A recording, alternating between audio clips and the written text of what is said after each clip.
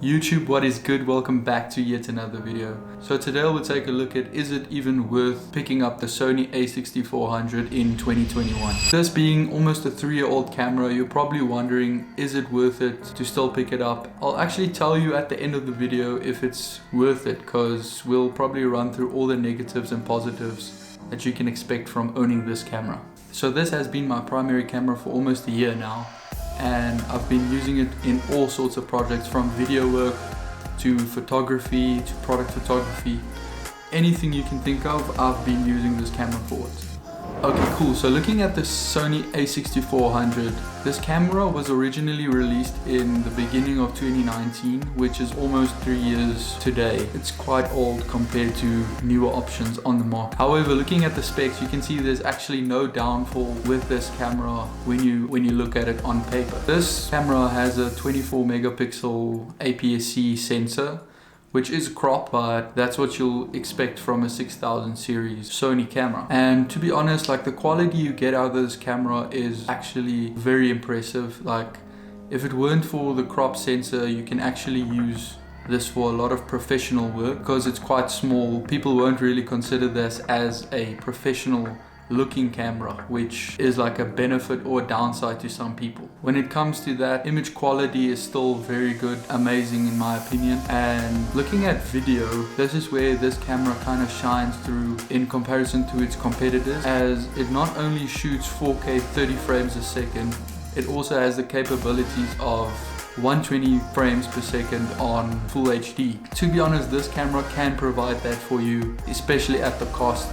I would say this is a function that you won't really expect in the same price class of other cameras, which is quite cool to see it in a small body like this. The autofocus on this thing is quite impressive, as it is an updated version of what you'll get from the Sony a7 III, as that was released in 2018. So it is a bit better, it's faster, and it's really something that you can rely on if you want to shoot video or even photos for that matter. Okay, let's get to some negatives about this camera. I would say one big, or not big, downfall, depending on who you are. If you're more lean towards photography, this isn't really that much of a concern, but if you're on the video side of things, this camera doesn't have stabilization built into the body, which means if you want any sort of stabilization in this system, you might have to use a gimbal or some sort of stabilization to actually get smooth footage. And there are workarounds, and I've been using a gimbal, or I'll be using a lens that has stabilization in it, and then it's actually completely fine.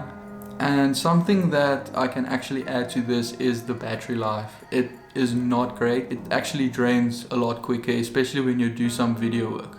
So just an easy workaround towards this is using extra batteries. You can get batteries off Amazon, but I highly recommend getting Sony brand batteries, as the quality is a lot better. It will actually last you a lot longer and give you better battery life in your camera. With that, this camera doesn't have a lot of negatives that I can talk about. So who's this camera actually for?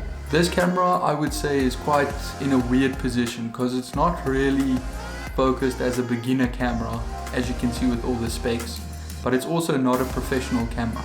So I would say it's somewhere in between, where it's like an intermediate camera where you came from a DSLR and you just want to get into a mirrorless system, and you just want something that has like a good value for money. This is probably one of the best options you can go for, as Sony really didn't skimp on any quality when they built this thing, as it's really amazing for what it does, and it still holds up to this day. So I would definitely say this camera is made for someone that's starting to get more serious into photography, and he doesn't want to spend a lot into getting a full frame system. And with that, I would say this is the perfect option for that. You probably might be wondering, what does this camera's quality actually look like? For that, I'm going to show you how it actually looks. For that, I'm going to show you some pictures I've taken recently, and I would like to know what you guys think. Leave a comment down below what's your thoughts on the quality of this camera, and if you actually might pick one up still in 2021.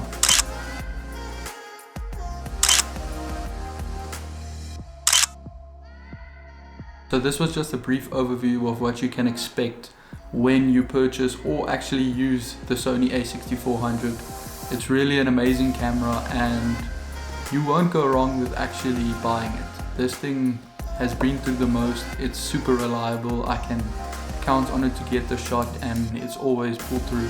I can definitely say if you need something in this price class, you can definitely count on this camera, as personally I think it's one of the best cameras you can get in this price bracket. With that said, I really hope you enjoyed the video and let me know down below if you agree with me that it's still worth buying the a6400 in 2021. I really hope you enjoyed the video. Don't forget to like and subscribe, it really helps out the channel. So with that said, I'll see you in the next video.